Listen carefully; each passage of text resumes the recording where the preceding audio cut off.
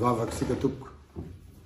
Sotranao zay Andriamanitra ray ny an-danitra fahanay manatanteraka zao fandaharana eto amin'ny fandaharan'ny zanaky ny fiangonana Luterana Malagasy izao. Nangatanay dia mba hitondra soa ary hitondra finoana velona ho anay tokoa izao fotoana tanterahina amin'izao fandaharana atao eto amin'ity fampelezam-peo ity. Dia akinginay amin'ny anaranao Jesosy ny zavatra rehetra tanterahina amin'izany mba tena ahitany olona tokoa ny halehibe ny fahasoavanao sy ny hatsarany fitiavanao. Dia io zay ataonay eto fampianarana ho voninahitra anaranao Jesosy ririana. Amen. Eny tompoko, voalohany teny dia fiarahabana antsika rehetra zay manaraka zao fandaharana eto amin'ny fampelezam-peo sy fampelezana ny fampianarana ataon'ny zanaky ny fiangonana Luterana Malagasy izao. Ary faharoa dia mankasitraka koa moa ny fanasanareo anay handray anjara amin'izao fandaharana izao. Ny anjara zay nomenahy dia fampianarana ny lohahevitra anankiray avy amin'ny Hebreo 10 ny andininy fa 4:20. Io zany no anjara nomenahy eto. Ka hovaky isika io andin'ny soratra masina io amin'ny anarany Jesosy. Ary aoka isika hifampandinika hampandroso ny fitiavana sy ny asa tsara. Amen.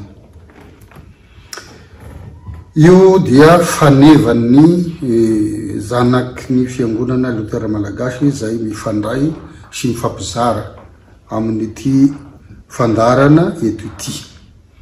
Io faneva io dia nalaina avy eo amin'ny epistiliny Hebreo 10 ny andininy fa 4:20. Arak'izany dia jeresika kapobeny io epistily ho an'ny Hebreo io mba halalasika ny fotokevitra tiany havoitra amin'ny alalan'ity andiny soratra masina izay azaratsika eto ity.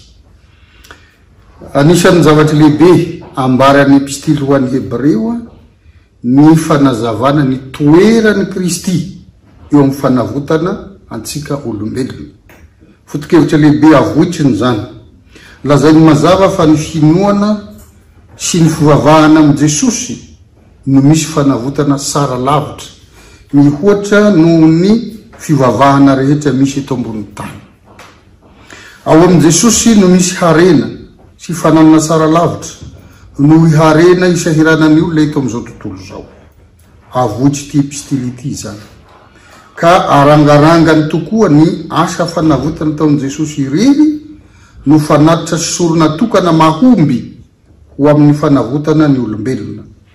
Izany no mahatonga any Martin Lutera zay mandray zany fampianarana avy amin'ny bokyny Hebreo zany ka miteny hoe tanteraka zay nataony ho asika ho ao amin'ny fanonerana ny heloka rehetra sy amin'ny volamena na volafosy fa tamin'ny rany masina sarobidy. Hita io amin'ny fotom-pianarana lehibe nosoratany Martin Luther pejy 120. Ary hamafisiny zany amin'ny fotom-pianarana kely ka ilazany fa mino aho fa Jesosy Kristy izay Andriamanitra tokoa, nateraky rahatra amin'ny taloha indrindra, sady olona tokoa, nateraky Maria Verzina no tompo, zay nanavitra ahy olona very sy vaozina ka nanafaka ahy tamin'ny ota sy ny fahafatesana ary ny fahazakany devoly. Kanefa dia sy volamenana volafosy fa ny rany masina sy sarobidy ary ny fahafatesany tsy amin'ny keloka no nanavotany ahy. Io foto-kevitra io dia hita taratra ato amin'ny bokyny Hebreo.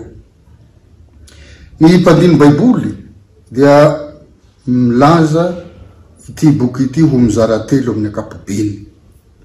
Ny voalohany manomboka eo amin'ny toko voalohany ka hatramin'ny toko fahaefatra andiny hatramin'ny andiny 17 dia miresaka ny fisandratan'i Kristy ho ambony indrindra ka ahitasika ny fanazavany fa Jesosy Kristy no ambony noho ny anjely, ambony noho i Mosesy, satria sy mpanompo izy fa zanaka. Izany no asongadiny amin'izany fizarana izany. Ny faharoa dia ilazany fa Jesosy no mpanatanteraka ny fisoronana zay sara lavitra sady mpamarana ny fanimpom-pivavahana feno fanatitra rehetra.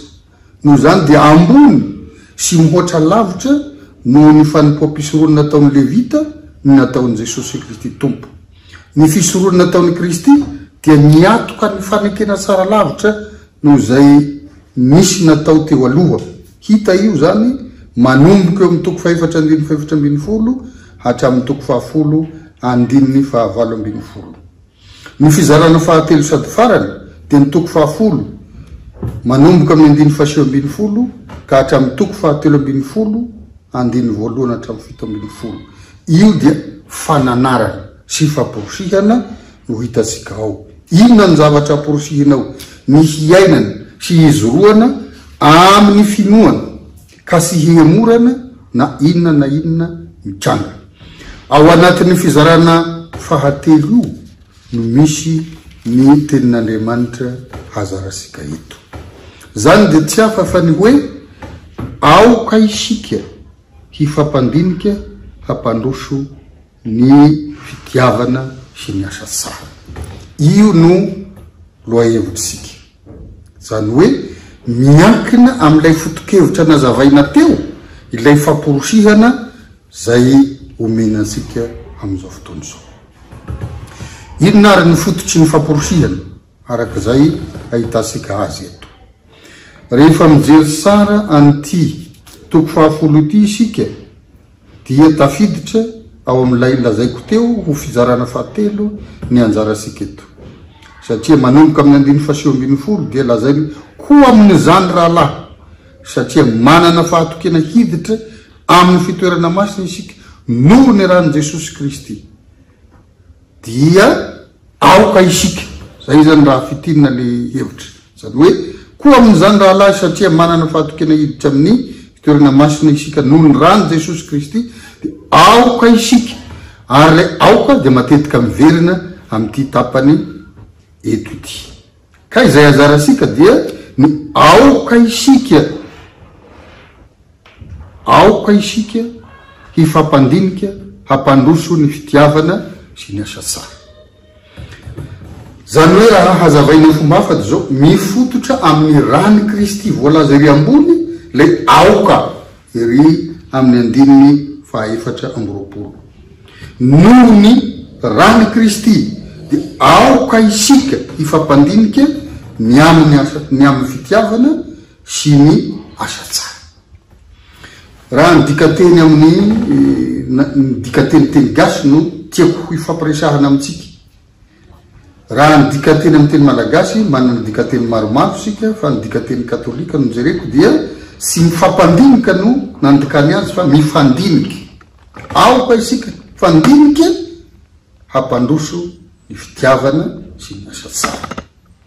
tsy samihafa loatra zany hevitra zany fa tena mifameny zany hoe mila mifampidinika hampandroso ny asa tsara sy ny fitiavana noho ny amin'ny rany Kristy isika.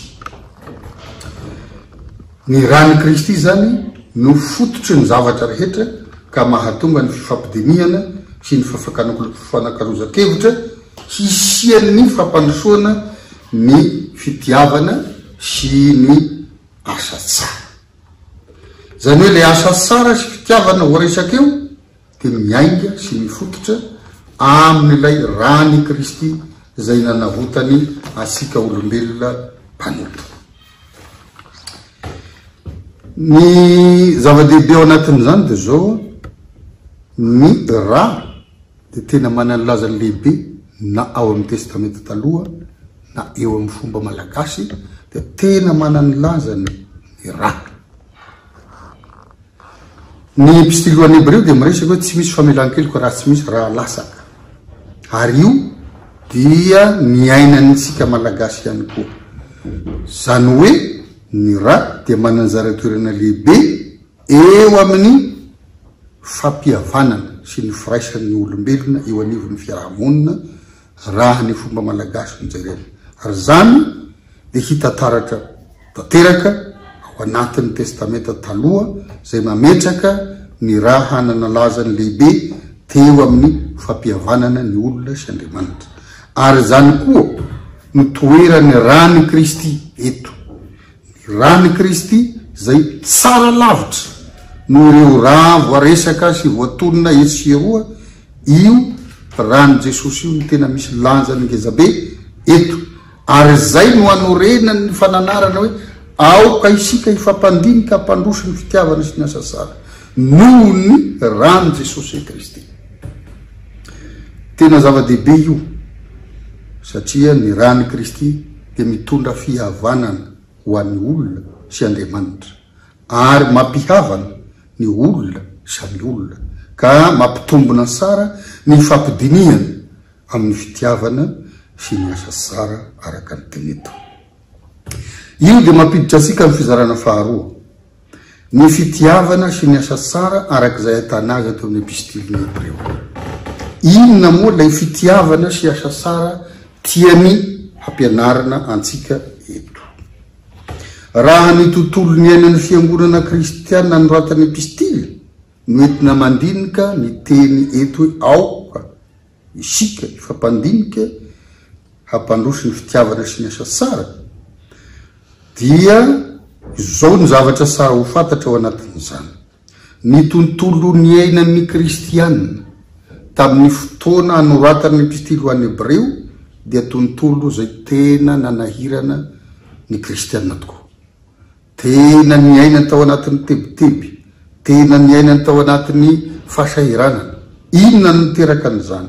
Zao no ato niteraka an'izany: ny fivavahana jiosy dia nomeny fanjakana fahalalahana, fanjakana romanina zany no resahina amin'izany, nomeny tombony manokana ny fivavahana jiosy teo anivon'ny fiarahamonina. Ny fivavahana kristianina kosa dia sahirana tao anatin'izany satria ny jiosy izay sy faly amin'ny fivavahana kristianina dia sy nanaiky azy ho eo ambany ny fahafahana vokatry ny fanomeza lalana ny fivavahana jiosy. Ny fanjakana romanina ny eritreritra fa ny fivavahana kristianina dia sekta anankiray ao anatin'ny fivavahana jiosy ihany, fa ny jiosy sy nanaiky an'izany ka ny ampangazy na ka ny amin'ny fanjakana sy ny ampangazy fosiny fa nanezika azy mitety vohitra namono ny kristianina ary nandrava ny fananana, nanimba ny harenana, nandroaka azy ny ala amin'ny sinagoga. Izany no zavatra ny ainan'ny kristianina tamin'ny fotoana anoratana ity epistily ity. Ny fanontaniana manahirana ny kristianina tamin'izany, indrindra fa ny kristianina jiosy, dia zao tena mahasolo ny fivavahana tamin'ny nolovana tamin'ny razana ve ny fivavahana amin'ny Jesosy. Izay olona manaiky sy resy lahatra hoe mahasolo an'izany ary mihoatra lavitra noho zany no tena nahazoro amin'ny finoana mahakristianina azy. Noho zany dia ny kristianina anoratana ilay epistily dia kristianina iharany fanezehana mafy sy ny fampahoriana mafy ary olona rava fananana noho ny finoana any Jesosy. Ary zay no mahatonga ny famporosihana eto noho ny rany Jesosy aoka isika ifampandinika hampandroso ny asa tsara sy ny fitiavana. Noho zany ny asa tsara, ny fitiavana sy ny asa tsara resahany eto dia fitiavana tokony hasehon'ny kristianina amin'ireo namany izay nihara-pahoriana, amin'ireo namany rava fananana, amin'ireo namany zay tratra ny fanezehana ka norobaina ny fananany ary noroahina eo anivon'ny fiarahamonina izy. Eo no mahatonga ny famporosihana hoe tsara raha mifampandinika isika hampandroso ny fitiavana sy ny asa tsara. Ka ny asa tsara amin'izay raha ny tontolo nisy hoan'ny epistily no hitarafatsika anazy dia zao: asa fifanampiana, asa fifanomezan-tanana, asa fifanoanana eo amin'ny kristianina niharan'ny fanezehana sy ny fampahoriana. Zava-dehibe io tamin'izany tontolo miainan'ny fiangonana tamin'izay, ary izany no mahatonga ny famporosihana eto. Ny zavatra faharoa nefa dia zao: mila mazava amintsika tsara fa tsy zavatra foronona noho nitranga zavatra fosiny zany fampianarana sy famporosihana zany, fa tena fampianaran'i Jesosy ny hoe fitiavana, satria famantarana ny maha olon'Andriamanitra ny fitiavana. Ary zay no mahatonga ny apôstoly Jaona milaza ao amin'ny Jaona 1:3-12 hoe tsy maintsy mifankatia isika. Zao no lazany azy, izao ny teny nampitondraina zay efa heninareo hatramin'ny voalohany, tsy maintsy mifankatia isika. Io teny hoe tsy maintsy mifankatia isika dia milaza fa tsy azo ny kristianina zay mino an Jesosy, tsy azo ny kristianina zay mandray ny rahany Jesosy atao ny tsy hifankatia. Tsy azo mialana zany amin'ny maha-kristianina azy. No zany io fitiavana io dia tsy voafetra ny ankohonana sy zay mifankahazohazo ihany sy zay mitovitovy hevitra ihany, fa mihoatra lavitra noho zany no ampianariny tenin'Andriamanitra eto. Ny fitiavana dia tsy zavatra amboamboarina fotsiny, fa ny fitiavana dia toetra zay tsy maintsy anana ny kristianina, satria izany no mariky ny firaisany sy fiombonany amin'i Jesosy. Ny fitiavana no ahafantarana fa mpandova ny fanjakan'ny lanitra ny olona. Ny fitiavana no amantarana fa mpianatry Jesosy ny olona. Ary hoy ity mpanoratra anankiray milaza: ny fitiavana dia famantaran'ny olona mpandova ny fanjakana mandrakizay any an-danitra, satria ny fitiavana io no mahalanitra ny lanitra. Fa raha ny ady sy ny fankahalana no tafiditra dia tsy lanitra intsony ny lanitra. Ny fanjakan'Andriamanitra, ny fanjakan'i Jesosy dia fanjakan'ny fitiavana. Ary zay no mahatonga azy miteny hoe tahaka ny sapany voaloboka isika ka tsy mahay sy mifankatia fa miombona ho iray ao amin'ny tenan'i Kristy.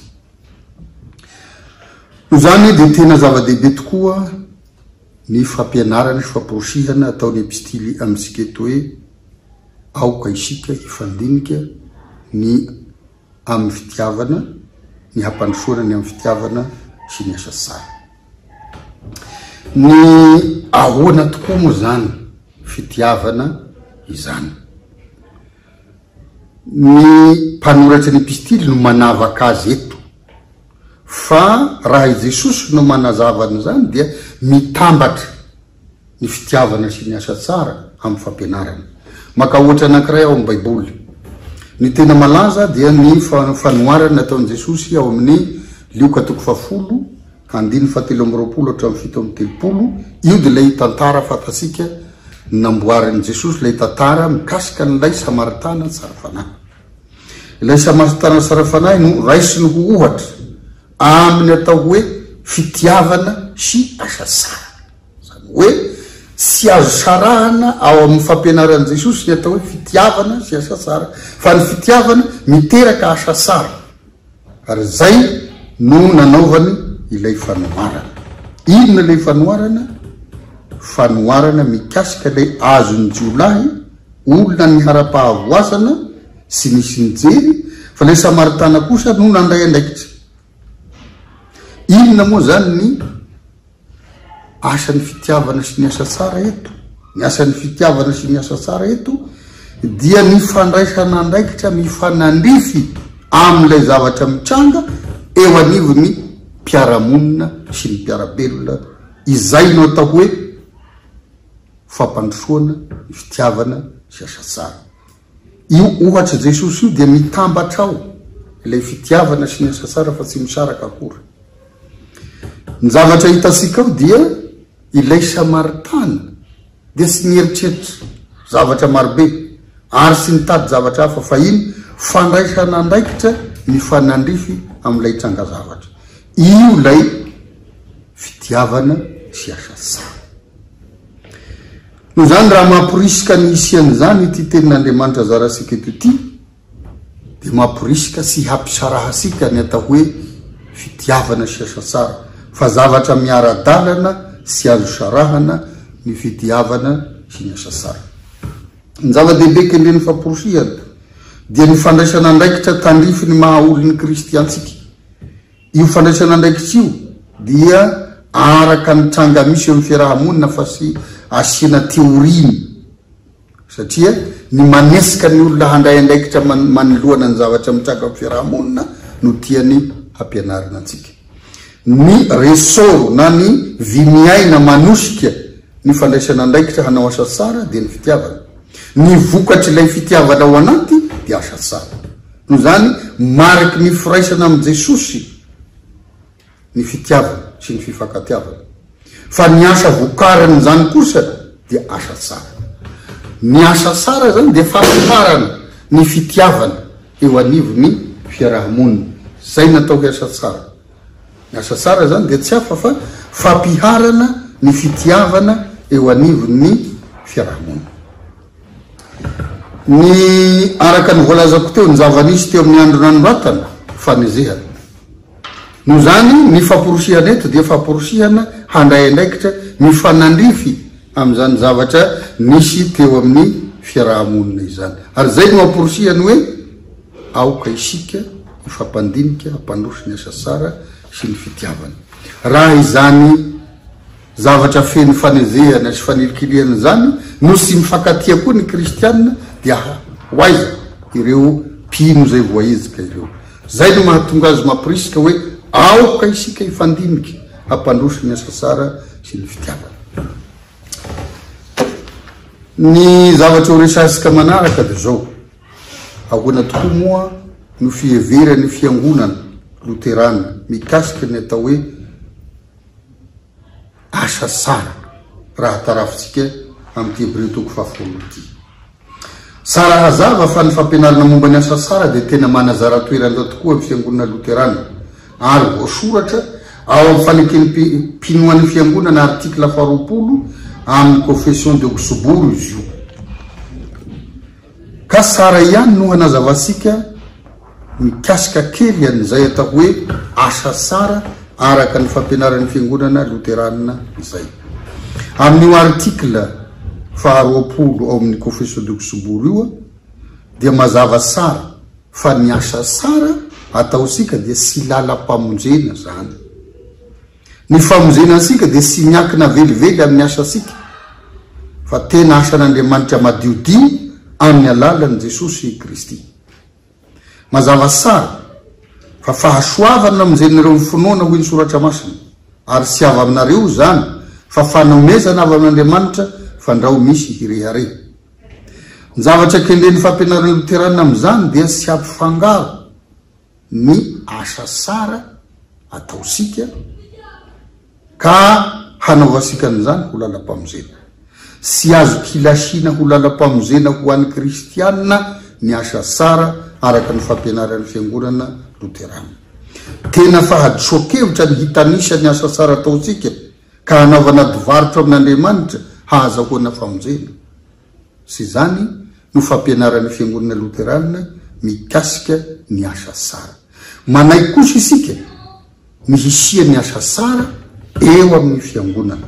Iny ary no amaritasika araka ny Confessio d'Augsbourg na ny fanekemponana Augustana mikasika ny asa sara. Ny amin'ny asa sara dia sy azo sika itokena hahamendrika asika handray fahasoavany zany, nefa sy maintsy atao satria sitrak'Andriamanitra. Fa ny finoana ihany no andraisana famelan-keloka sy fahasoavana, satria ny finoana no andraisana fanahy masina dia ny fohavaozan'izany fanahy masina zany no maniry fiainana vaovao hanefa asa sara. Iny no fampianaran'ny fiangonana araka ny fanekimponoana voasoratra ao amin'ny Confession Augustana. Araka zany ny asa sara eo amin'ny fiangonana Loterana dia tsy hafa fa vokatry ny asan'ny fanahy masina zay mamorona fiainam-baovao ao anatin'ny miny. Hoy isika tary aloha ny epistiliny Hebreo 10 ny 9:10 dia mampiseho fa noho ny rany Kristy dia aoka sika hampandroso ny fitiavana sy ny asa tsara. Zany hoe vokatry ny asan'ny rany Kristy amin'ny fiainana kristianina no hahatonga azy hanapitiavana ka hanao asa sara eo anivon'ny fiarahamonina. Midika zay fa ny fitiavana sy ny asa tsara dia toetra vaovao foron'ny fanahy masina ao anatin'ny olona. Araka ny Efesiana ihany 2:10 dia hoy izy hoe asany sika voaforona atao amin'ny Kristy Jesosy mba hanao asa sara zay namboarin'Andriamanitra raha teo handehanantsika ho aminy. Araka zany ary dia sara ny asa sara ataony mino dia vokatry ny asan'ny rany Kristy ao anatiny. Izay asan'ny fanahy masina ampitomboan'ny finoana ka ampaniriany fitiavana ao anatin'ny mino, ka izany fitiavana zany no manosika azy hanao asa sara. Noho zany ny asa sara dia vokatry ny firaisana sy ny fihavanan'ny olona amin'Andriamanitra noho ny rany Jesosy Kristy. Noraisin'Andriamanitra ho zanany ny mino amin'ny alalan'ny rany Kristy. Ny andraisasika ny vokatry ny asan'ny rany Kristy no antony nanendren'Andriamanitra na nanendren'i Jesosy ny batisa. Ny olona manaiky an' Jesosy dia atao batisa, ary ny batisa dia tsy fandraisan'ny olona ho mpikarama ao amin'Andriamanitra ka hanao asa sara mba hahatonga azy tombony amin'Andriamanitra, fa fananganana ny olona ho zanak'Andriamanitra ny batisa, izay andraisan'ny olona ny tombosoan'ny hazo fizalian'i Kristy zay nandasahan'ny rano. No zany ny olona vita batisa dia tsy mpikarama fa zanak'Andriamanitra. Ny tian'i Jesosy iorenasika amin'izany dia zao mietsika manatanteraka ny asa sara ataosika dia toesaina mahazanaka fa tsy toesain'ny mpikarama. Satria raha mitanisa ny asa sara ataosika isika dia mitoetra ho mpikarama isika amin'izany. Fa tsy zay, fa rehefa nasangan'Andriamanitra ho zanany tamin'ny batisa isika dia manatanteraka ny asa sara araka ny mahazanak'Andriamanitra antsika. Ka ny asa atao na amin'ny teny na amin'ny asa dia atao amin'ny anaran'i Jesosy, izany no atao hoe asa sara. Koa araka ny mahaloteranina antsika ho ao teo dia aoka ny fifandraisansika amin'Andriamanitra sy Jesosy Kristy tomposika sy mba hasiana hevitra na dia kely aza amin'ny toesain'ny mpikarama. Fa izao zanak'Andriamanitra isika, ka ny fifandraisana amin'ny mahazanaka no mahatonga asika hanao asa sara. No zany satria zanak'Andriamanitra isika, Andriamanitra dia fitiavany. No zany isika koa dia teraka ao anatintsika ny fitiavana hamboary ny fanahy masina. Ny toesaina tena hambolena amin'isika kristianina dia ny toesaina manompo amin'ny mahazanak'Andriamanitra antsika fa sy ho mpikarama amin'ny asa sara zay ataosika. Eo anatrehan'ny mahazanaka ny asa sara dia mariky ny fandraisana andraikitra. mila mandray andraikitra fa sy mipetraposiny na dia efa zanaka ao an-trano azy isika. Mila zanaka mandray andraikitra raha teo koa Andriamanitra, fa sy hoe olona mipetraposiny fosiny no ilainy ka nananganana ansika ho zanany, fa olona handray andraikitra hiaraka hampiroborobo aminy ny fanjakana dia ny fanjakan'Andriamanitra zany. Ny olona sy mandray andraikitra na dia amin'ny fiarahamonina misy antsika aza na dia amin'ny ankohona antsika aza dia olona misokazo roa ihany. Ny sokazo voalohany ny olona sy mahafaka mandray andraikitra dia olona marary ara-batana ka sy afaka manao na inona na inona. Ny faharoa dia ny olona marary saina ka sy azo anakinana andraikitra. Ireo ihany ny olona afaka na tokony hipetraposiny. Fa raha olona manan-saina sy manam-panahy dia sy maintsy manany andraikiny izy eo amin'ny fiarahamonina na eo amin'ny ankohona. Ny fandraisana andraikitra dia mariky ny maha olona eo anivon'ny fiarahamonina zany. Ny tena olazaina amin'izany dia zao, raha mampirisika asika hanao asa sara ny tenin'Andriamanitra dia mampirisika asika hitoetra amin'ny mahazanak'Andriamanitra antsika. Mampirisika asika tsy ho mpikarama ka hiezaka hanao asa sara hitakina amin'Andriamanitra fa mendrika ho tafiditra eo amin'ny lanitra sika sy zany. Tsy mpikarama ny mino amin'ny fanaovana asa sara fa tompony amin'ny mahazanaka azy. Koa ny toesaina dia toesaina mihevitra ho tompony amin'ny asan'Andriamanitra no atao, fa sy toesaina hikarama ka hitanisa ny asa sara zay natao amin'Andriamanitra mba hitakiana tombony aminy. Sy zany ny zava-dehibe amin'ny asa sara ataon'ny kristianina. Fa ny asa sara ataon'ny kristiana araka ny volazantsika teo dia asa sara vokatry ny fitiavana ary vokatry ny fahafantarana ny halaliny sy hasarobidiny ny famonjena amin'ny alalan'ny rany Jesosy Kristy. Ny zava-dehibe resansika eto zany dia zao, mampirisika asika ny tenin'Andriamanitra eto. Ny famporosiana antsika dia hamporosintsika ho aminy hampiroborobo ny fitiavana sy ny asa sara. Satria nahoana? Satria zanak'Andriamanitra sika. Ny fitiavana sy ny asa sara dia sy azo sarahana. Satria nahoana? Zavatra mitambatra ao amin'ny maha olon'Andriamanitra zany. Ary zay no nanazavako azy tamin'ny fanoharana teo hoe Jesosy rehefa manazava ny fitiavana dia atambatrana amin'ny asa sara zany. Ary ny asa sara no anehoana ilay fitiavana ao anaty. Izany havana, raha mampianatra asika ny tenin'Andriamanitra eto hoe aoka isika hampandrofo ny fitiavana sy ny asa tsara dia sy hafa zany fa aoka isika hitoetra sy hizoro amin'ny maha olon'Andriamanitra antsika.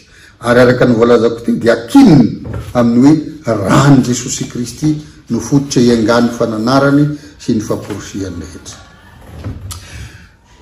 Zao no amarana antsika azy, ny fitiavana sy ny asa sara dia vokatry ny fiombonan'ny olona amin'ny Jesosy zany. Araka zany fiainany mino ny manana fitiavana, fiainany mino ny manao asa sara. Sy zavatra ivelany maha kristianina ny asa sara, fa zavatra teraka noho ny fiombonany ao amin'ny Kristy. Ny kristiana rehetra no amporosihina eto aoka hampandroso ny fitiavana sy ny asa sara isika, fa izany no mahazanak'Andriamanitra asika, izany no maha olon'ny Kristy asika, izany no maha olom-boavozy antsika, izany no maha olona navotan'ny Kristy antsika. Ny nataosika teto dia nanambara sy nanazava sotra izay hevitry nyzany famporosihany zany araka ny Hebreo 10:24 sy ihany. Ny lesona tokony hianarasika amin'ny manaraka dia hoe ahoana tokoa moa ny fomba hanehoana ny fitiavana sy ny asa sara amin'ny zava-misy hatrehiny fiangonana ankehitriny. Fa izay niresahako teo dia efa nazavana tsotra ny hevitry ny fitiavana sy ny asa sara araka izay hitana azy sy hitarafana azy ato amin'ny epistily ho an'ny Hebreo. Dia niditra kely isika amin'ny fifandraisany zany amin'ny fampianarany fiangonana Luteranina amin'ny ankapobeny. Fa lesona hianarana amin'ny manaraka ny hoe ny fitiavana sy ny asa sara araka ny zava-misy atrehiny fiangonana ankehitriny lesony hianarany manaraky ivavaksika sotranao zay Jesosy noho ny nanomezanao fotoana fa anay manazava fohy ny famporosihana ataon'ny epistily hoe aoka isika ifampandinika ny amin'ny fitiavana sy ny asa tsara.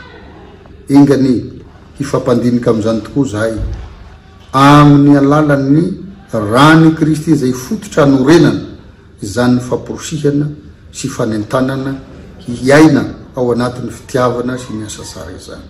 Nambara teto Jesosy fa ny fitiavana sy ny asa tsara dia sy misaraka zany araka ny fampianaranao fa endrika anehoana ny fitiavana sy ny firaisana aminao ny asa tsara ataony mino.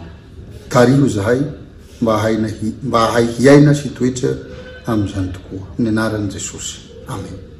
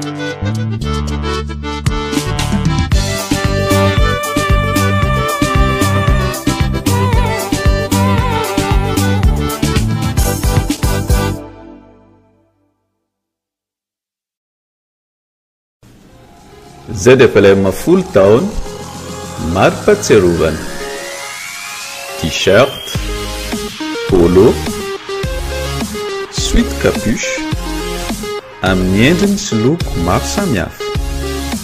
Alefaso ny komandinao ao Antananarivo, ao Fianaratsoa, ao Ambatondrazaka ary ao Mahajanga.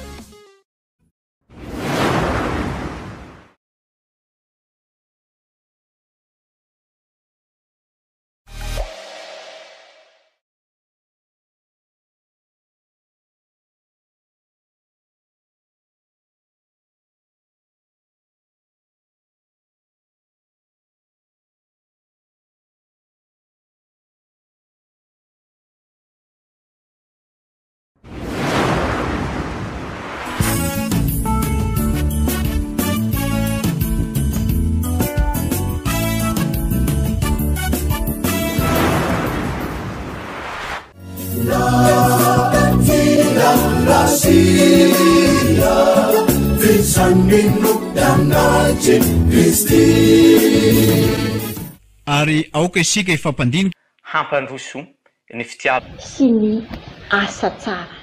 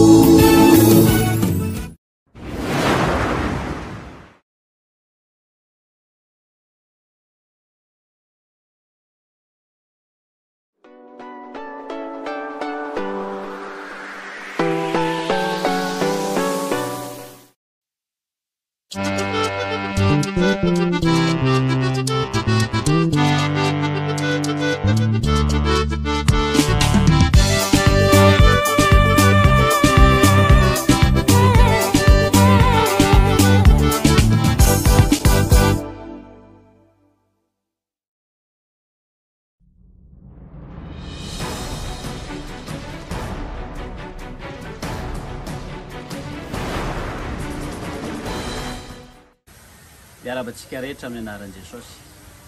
Ao anatin'ny fotoana ny fankalazana ny fahafolo taona ny vondrona zanaky ny fiangonana Luterana Malagasy isika amin'izao fotoana izao. Ary tao anatin'ny herinandro ity no tapon'izany fankalazana ny fahafolo taona izany.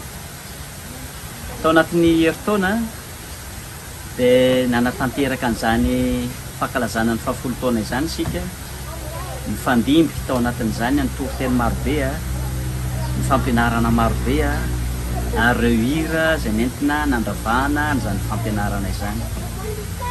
Nateo aza ny fandaminana, nateo aza ny fandrindrana avy amin'ireo mpikarakara, teo zava-pony zany raha tsy teo ny fitantanan'Andriamanitra sy ny fitahian Jesosy Kristy Tompo ny afahana nanatotosa an'izany fankalazana ny fahafolo taona izany. Etoana dia misaotra andreo ray aman-dreny sy namana ary ireo mpiara-miasa rehetra solon-tenan'ny admin ny tenako miaraba amin'izy ireo. Ny birao foibe ny fiangonana Luterana Malagasy izay navitrika tokoa na teo amin'ny teny fanentanana ary indrindra ihany koa tao anatin'ny fampianarana izay nizarain'izy ireo.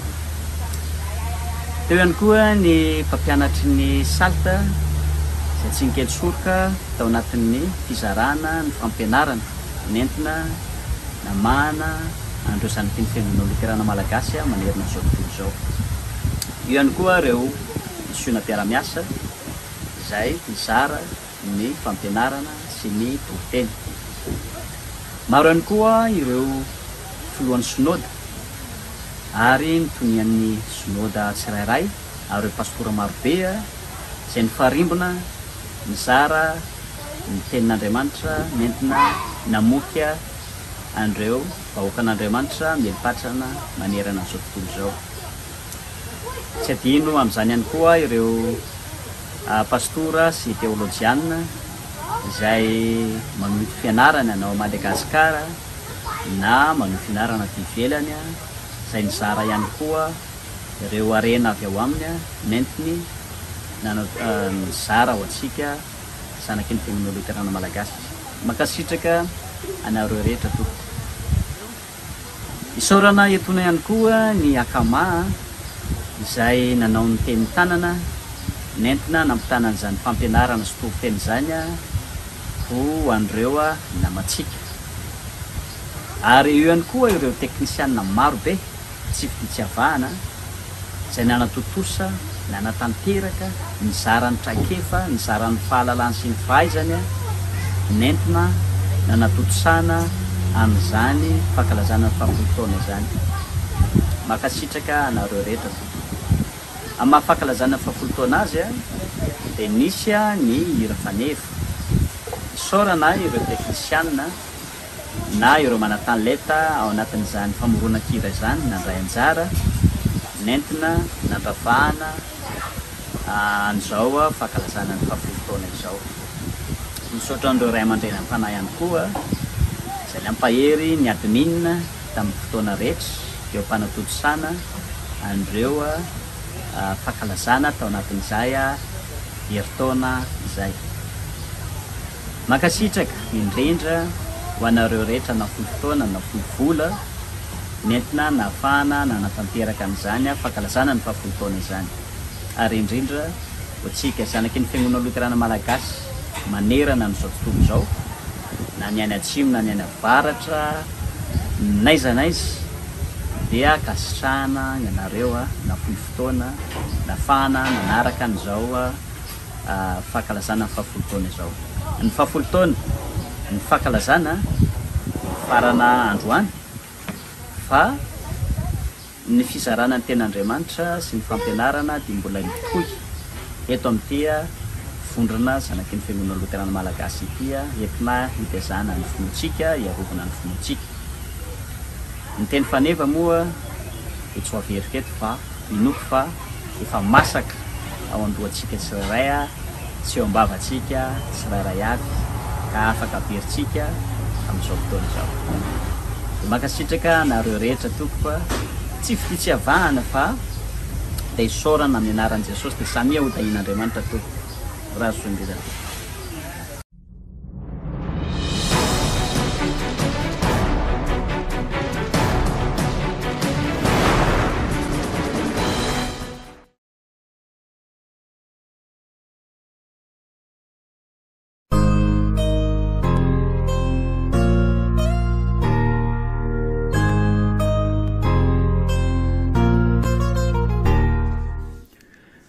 Dia mbola faly miara-patsika rehetra amin'ny anaran'i Jesosy Kristy Tompo tratra n'izao fotoana izao, indrindra tratra ny fotoana famaranana ny fankalazana ny fahafoltaona ny ZFLM.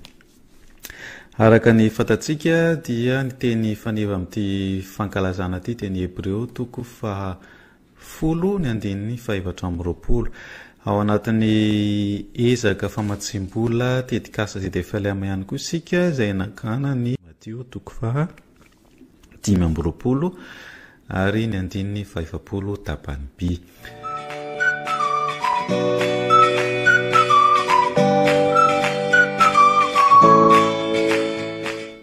Anio dia ilaza vaovao mahakasika izay ezaka izay satria ny fotoana fametrantsika dia ny 420 ny volana May no holazaina ny vaovao mahakasika ny tetikasa izay nalefanareo. Voalohany indrindra dia misaotra an'Andriamanitra ary misaotra manokana ireo izay iraka Andriamanitra nanolo-tanana izay miisa 410 ireo ZFLM izay nandray anjara ka nandrotsaka mba ho famatsiana izany tetikasanareo izany. Isaora ihany koa ireo izay nanana tetikasa izay miisa 9 ianareo no nanolotra tetikasa amin'ny sehatra maro samihafa. Dia makasitraka tompoko ny amin'ny fahatokisana sy ny amin'ny faniriana ihany koa iara-iasa amin'izany tetikasa eritreretanareo atao izany amin'ny vondrona ZFLM.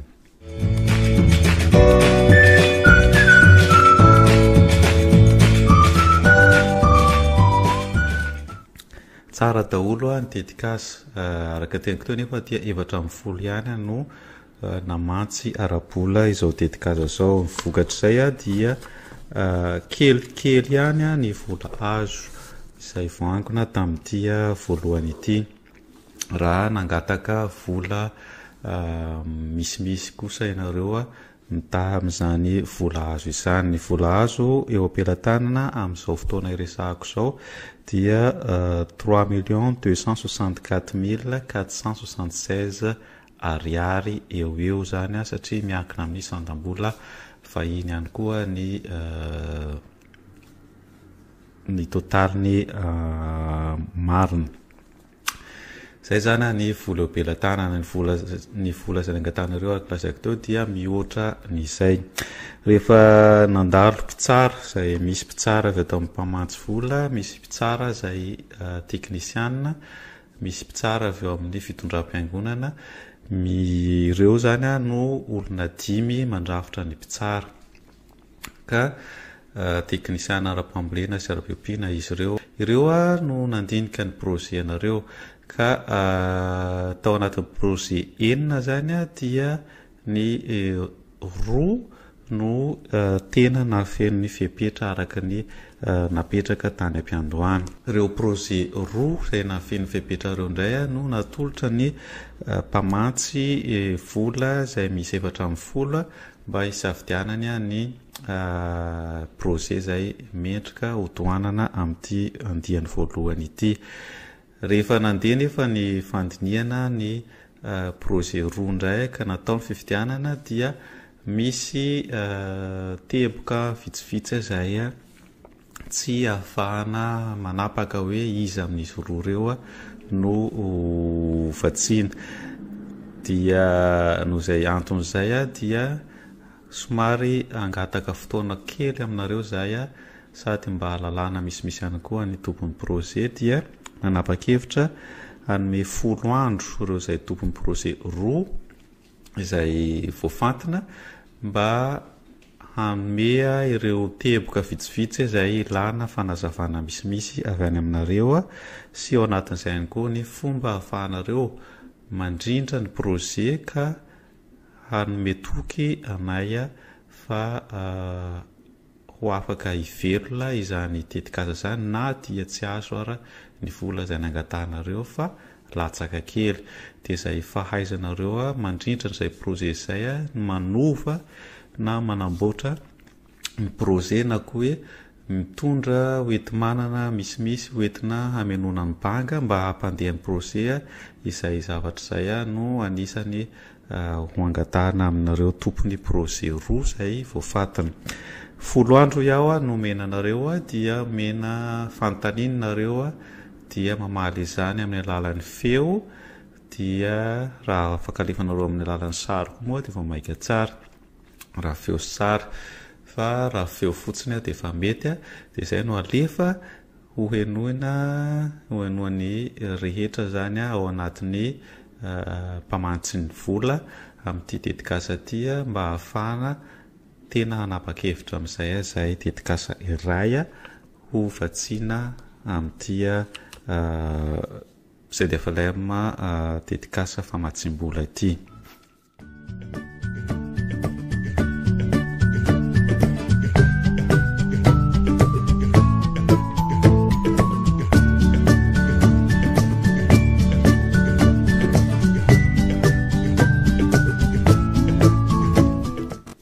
Ireto ary ny projet na ny tetikasa 2 izay tafiditra amin'izany famaranana izany dia ny projet Soalaza miavotsy izay avy any amin'ny faritry Orombe iny dia ihany koa ny projet Firaisakina avy any Ambohibary faritra Itasy. Ianareo zany no projet 2 izay voafantina ka irinay ny ahafantatra misimisy ny amin'ny projet nareo, motivation nareo amin'ny projet, ny fahafahanareo manamboatra zany projet zany na koa hoe manome toky anay fa handeha somatsara zany projet zany na dia tsy feno ara ny vola nangatahanareo.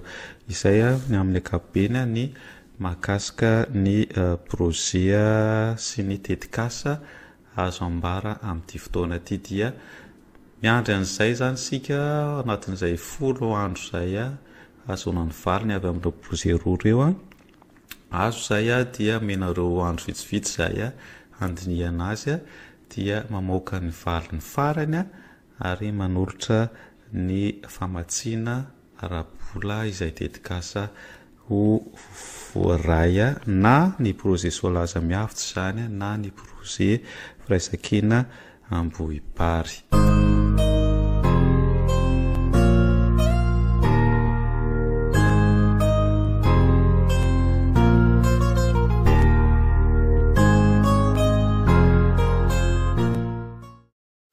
Dia izay zany ny azo ambara amin'ity projet famatsim-bola tetikasa zay DFLM dia mamerina indray ny fisaorana ny rehetra mitondram-bavaka ny nahavohy vola ho famatsiana zao tetikasa zao sy ireo izay mbola ahavohy vola satria mbola afaka mandray ny tolo-tanana avy aminareo zahay ny nanolotra projet sy ny karakara projet rehetra dia isaorana daholo tompoko tsara daholo ny projetnareo fa raha malala fa somary kelikely ny atanana dia somary voafetra ihany no afaka ho ampiana amin'ity indray mitoraka ity na dia tianay ho ampiana daholo raha ny eritreritra dia projet maromaro no ampiana fa na projet anankiray ara tsy voasahana ny vola zay azo hatreto fa somary latsaka kely ny vola zay nangatahanareo ka dia